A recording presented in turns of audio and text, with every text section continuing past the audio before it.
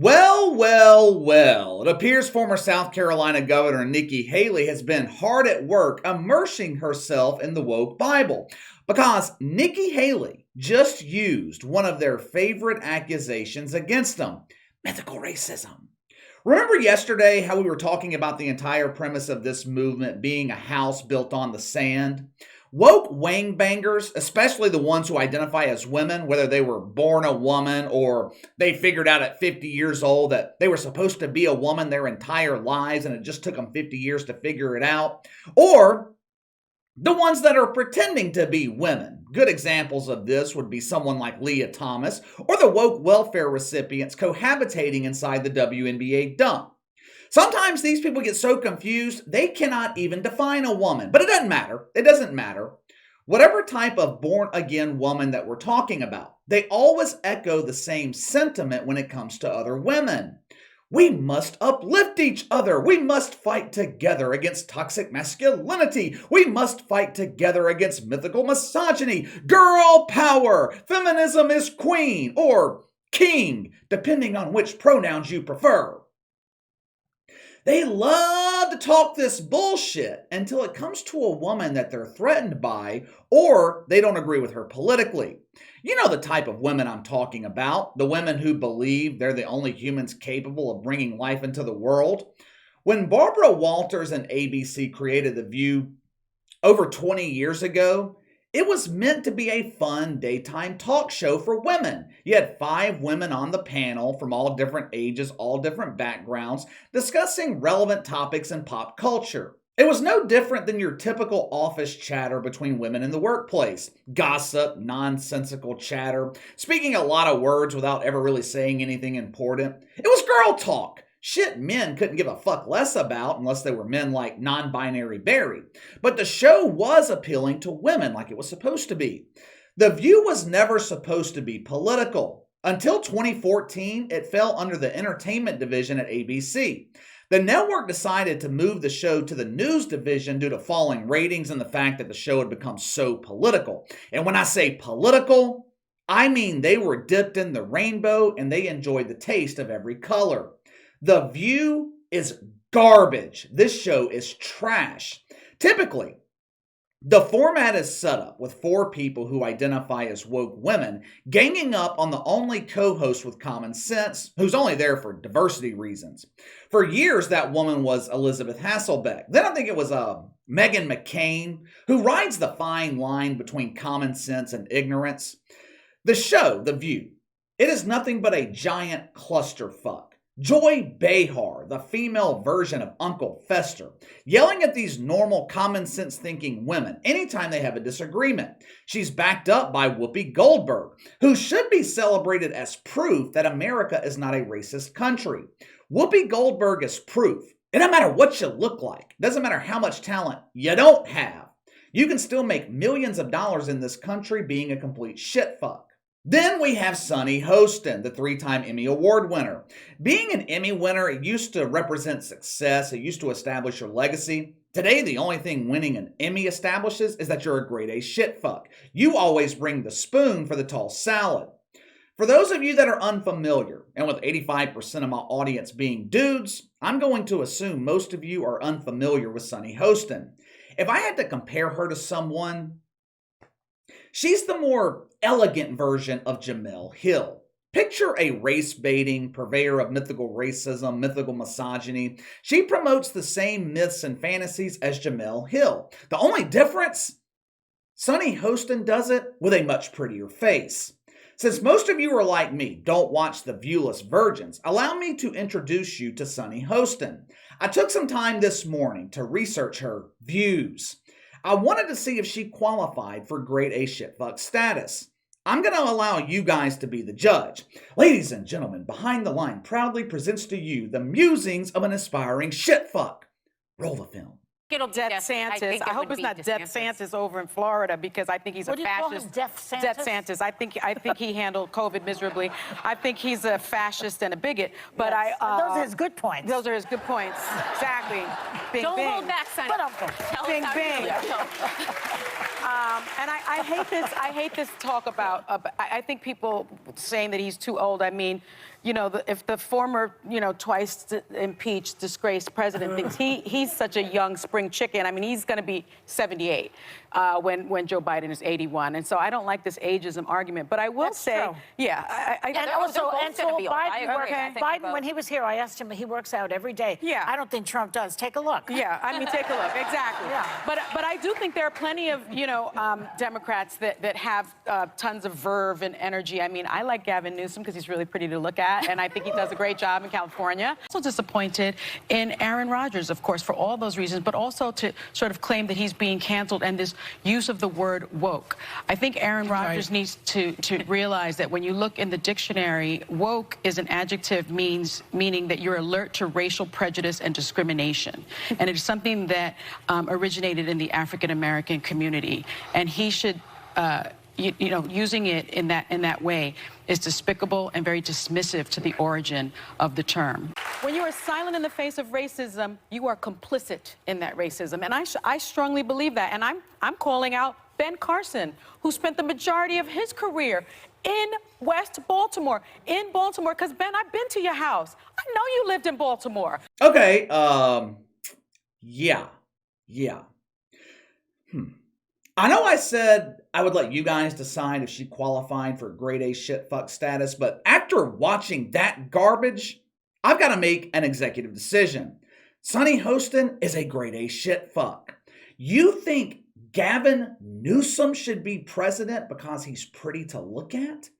Is that the qualifications we're looking for now for the most powerful man in the world? Looks? If that's the case, how in the hell did Joe Biden get elected? He looks like a zombie. I look at Joe Biden, I can't tell if he's breathing or the wind is blowing the toilet paper that's wrapped around his body. This woman said with a straight face that Gavin Newsom is doing a great job in California. Let's see. California. Rolling blackouts, highest gas prices in the country, unaffordable housing, banning gas-powered vehicles, then telling people you're not allowed to charge your electric vehicles. Californians pay out the ass for their energy and power. They have some of the highest crime rates in the country. Homeless bums litter the streets from Los Angeles to San Francisco. Children in California are being indoctrinated in public schools with CRT and instructions on how to become the next Tran Dan. Every day, thousands of people are crossing the border into Mexico to get the hell out of California. But yeah, Gavin Newsom is doing a great job. California sounds like the American dream. Maybe I'll go ahead and move out there. I can live next to Bikini Bob and Questioning Quentin. I find it ironic. Sunny Hostin calls Ron DeSantis Death Santis. He handled COVID miserably. Those poor children attending schools without masks, they were exposed to the ugly faces of their non-binary teachers. Death Santis allowed businesses to reopen, which kept people employed. Why would they not just accept the free government money to stay home? It doesn't make any sense. Death Santis, he wouldn't even allow Fauci to fuck Florida. Look at the results when Fauci fucked California. Yeah, Sonny, let's compare the results. By the way, have you guys ever noticed how some of these woke women have names that don't even come remotely close to describing their personalities? Joy Behar? What is joyful about Joy Behar? The only time she brings people any joy is when The View goes on hiatus and we go a full week without being exposed to Uncle Fester. Sunny Hostin? Ain't nothing sunny about her. The only name on this show that fits is Whoopi Goldberg. She sounds just like a whoopee cushion, nothing but mouth farts. 2 years ago, when Anthony Fauci was infecting America with his fungus, Ron DeSantis was the leader of common sense. Florida was one of the first states that said, "Fuck you, Fauci." California, on the other hand, was locked down longer than China. Unless, of course, you were Gavin Newsom or Nancy Pelosi.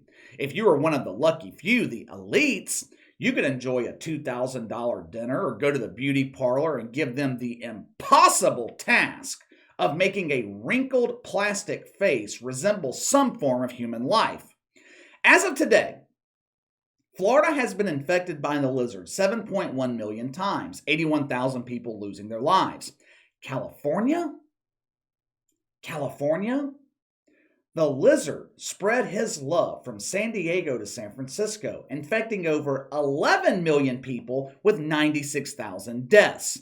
So you tell me, Sunny Hostin, you tell me, which governor was more effective disposing of the lizard? Was it Death Santis or Gruesome Newsom? Well, KC, I still prefer Gavin Newsom. At least he has a pretty smile while he pounds the cucumber. Just a second ago, we were talking about names, which brings me to what Sunny Hostin said this week about Nikki Haley. Tuesday, the Yentas on The View. They were talking about possible presidential opponents for bumbling Biden. They were concerned that Republicans at this point could nominate a praying mantis and he would still beat Joe Biden. One of the women suggested Nikki Haley or Liz Cheney. Liz Cheney? Liz Cheney? That woman is a praying mantis. Liz Cheney? She can't win the fucking primary in the least populated state in the country. What the hell makes you think Liz Cheney would appeal to anyone on a national level? Liz Cheney could not beat a legless man in a 40-yard dash at the WNBA dunk. Nikki Haley, though, Nikki Haley could have mainstream appeal, which represents a serious problem if you're a grade A shitfuck. Nikki Haley worked in the Trump administration, which automatically gets her labeled as Orange Man Bad.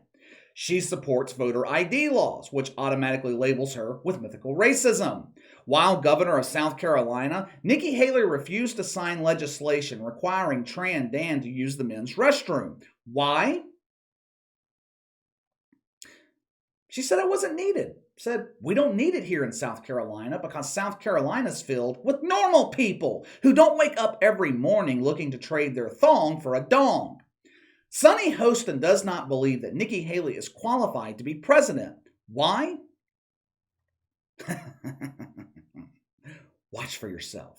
I think we've got some if they're willing to challenge Trump. I'd love to see Nikki Haley. I'd love to see Liz Cheney. I'd love to see Nikki Haley, the chameleon, and Liz Cheney, who's not the savior. I disagree. I think that Nikki Haley was an incredibly effective governor of South Carolina.